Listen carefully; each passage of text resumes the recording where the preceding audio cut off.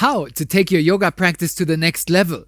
Is it possible to go much deeper than just stretching our hamstrings?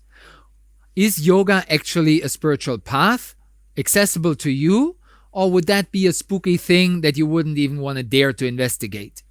Such questions we will explore in this video, and I strongly encourage you to take a closer look, because you might be wasting your time on the yoga mat just staying on the surface. I've been wasting my time for extended periods, so I encourage you to learn with me from life lessons, not only of myself, but of various other yogis who've been working and walking the path. So let's give it a try, check it out, and see how we can go deeper. The question is, what does deeper mean? For most people, going deeper in yoga means to stretch even further. To deepen your forward fold is to lengthen your hamstrings even more. And that is very beneficial. So also with 68 years of age, you will still be able to tie your shoes. That is important and really great that you have mobility in your body. It is healthy. It is beneficial for the joints to be lubricated and stretched and to have that ability to move and flow smoothly and freely. We could talk in another video longer about the problems of hypermobility. So all these acrobatic stunts are not necessarily healthy. Who anyhow would ever assume that it would be beneficial for your body to put both of your feet behind your head? Is that really beneficial?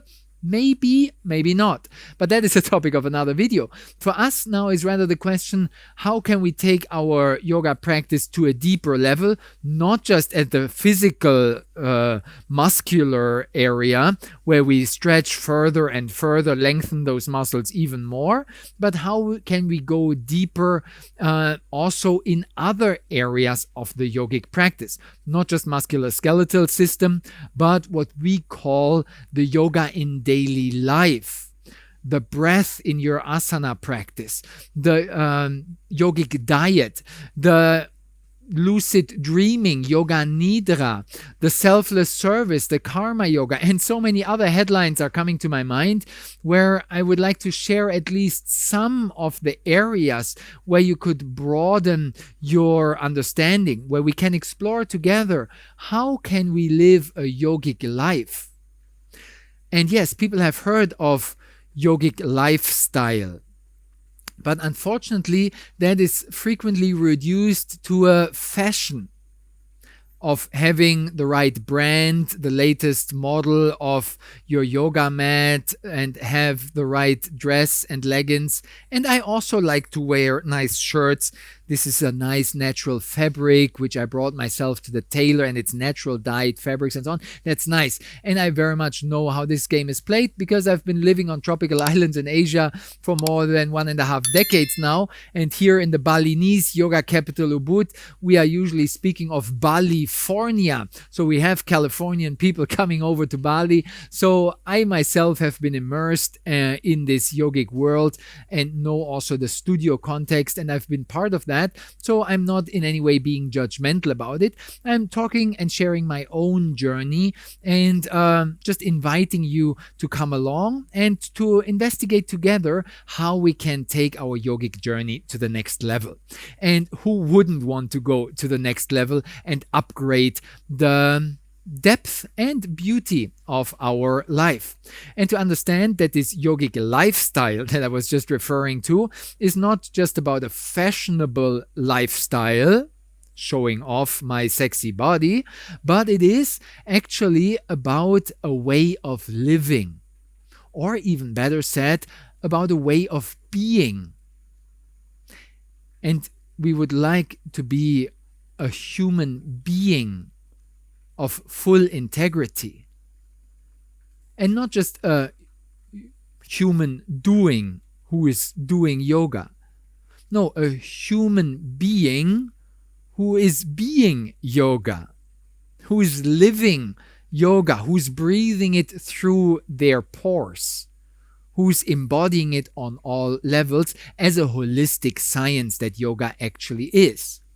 And we just historically need to acknowledge that the asana practice, the posture-based yoga that we are doing in the modern yoga studio industry is just a tiny fraction of the whole big picture known in ancient India and in modern times in Asia as yoga. Yoga means union. Union between body, mind, soul, and spirit.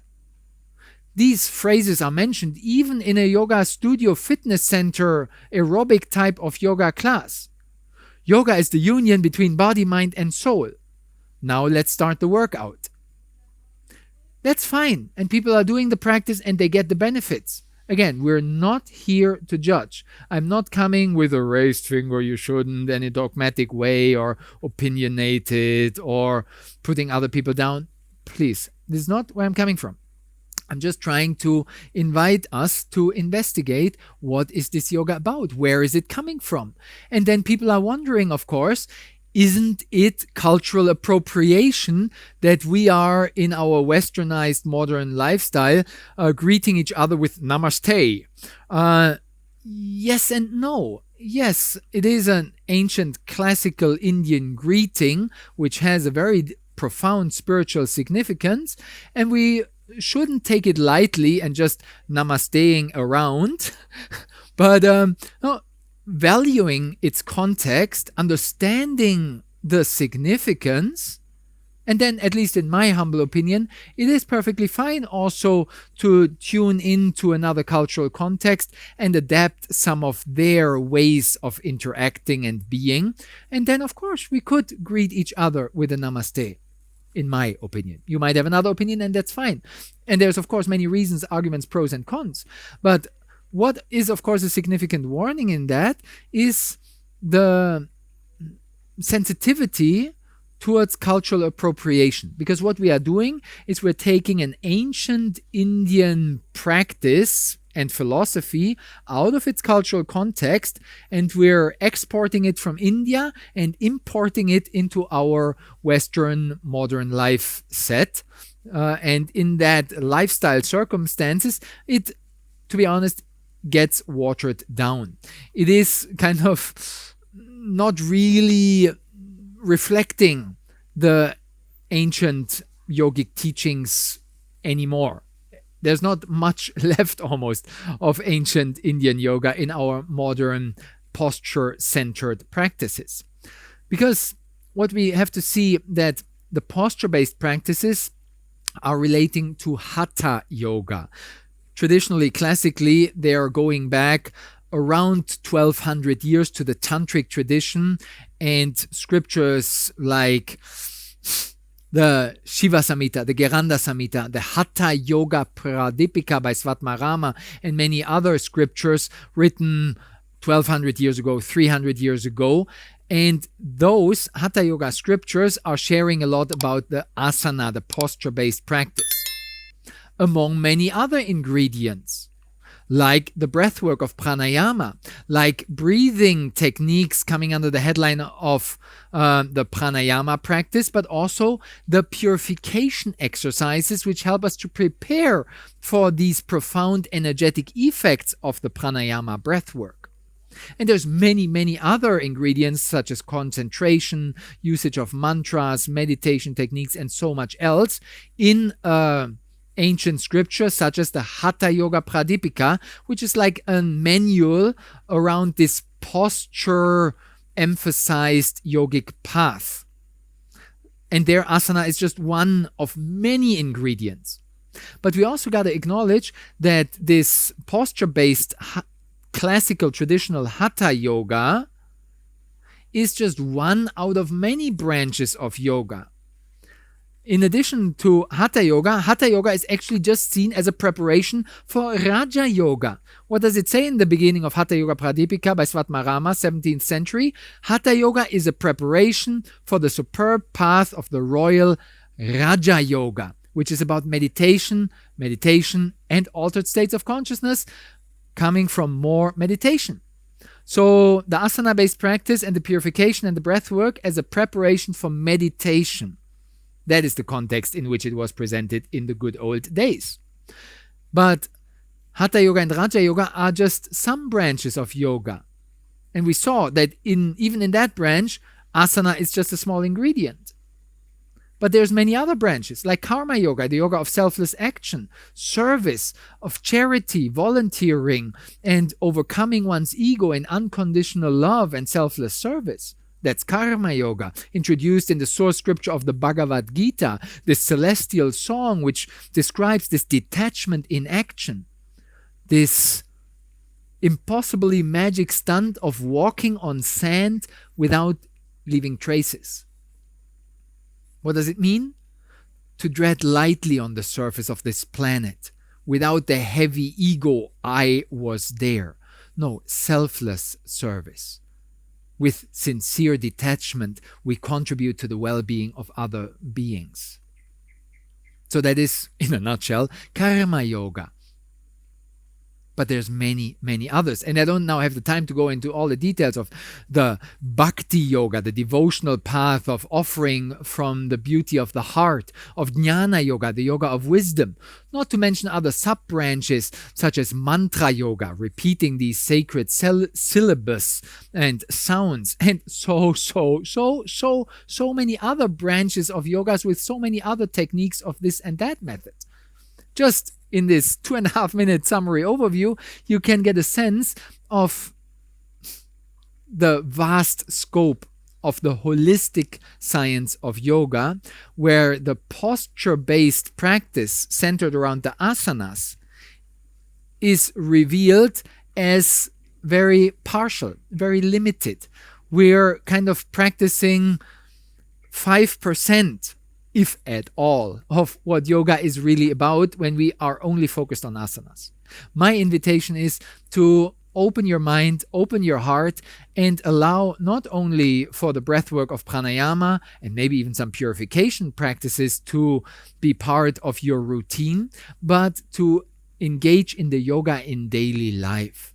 And there are so many opportunities where we can also cultivate the virtues and ethics of yoga, which are actually coming in the eightfold path of Patanjali, in the Ashtanga Yoga. They are coming before asana. It is yama, niyama, virtues and ethics, and then asana, posture, pranayama, breathwork, pratyahara, internalization, and then concentration, meditation, and altered states of consciousness, samadhi. So virtues and ethics are a preparatory practice.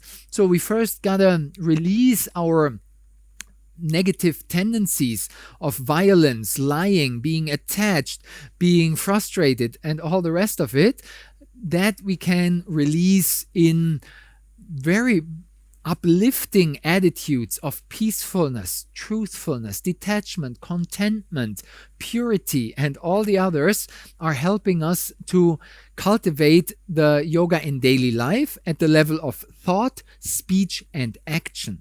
And I assure you, there is so much depth to discover on this path, and you will meet heroes like the renowned Mahatma Gandhi, the hero of the non-violent peaceful revolution on the Indian subcontinent. And you can bridge that over to Martin Luther King Jr. in the United States, taking that peaceful practice to the next modern level. And so many other heroes can inspire your life to be a yogic warrior, a peaceful warrior standing up for the righteousness of this planet, and not just living a fancy yogic lifestyle and following some fashion trends, but actually making a difference on the surface of this planet, in our own life and for the well-being of others.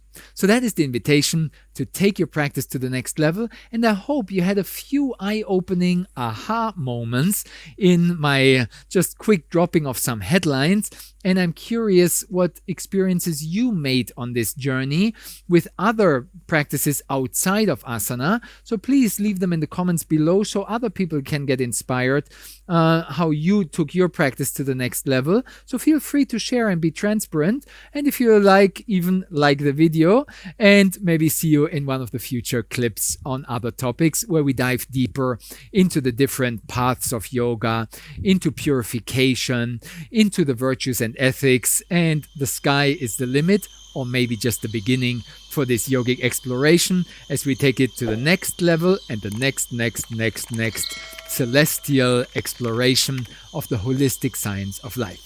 Best wishes for your journey. See you very soon.